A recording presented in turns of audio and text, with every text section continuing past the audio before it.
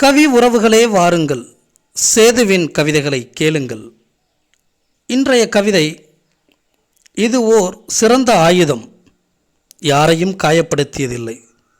இது ஓர் சிறந்த ஒளிவிளக்கு, சிந்தனை உலகத்தில் பயணிக்க. இத்தனை சிறப்புகளை தன்னுள் கொண்டுள்ள புத்தகங்களை பற்றித்தான் இன்றைய கவிதை. இதோ உங்களுக்காக.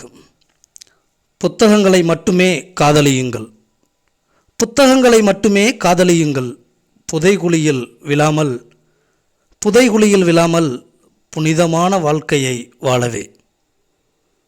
சுவாசிக்க வைக்குமே நேசித்த புத்தகங்களே, சுவாசிக்க வைக்குமே நேசித்த புத்தகங்களே.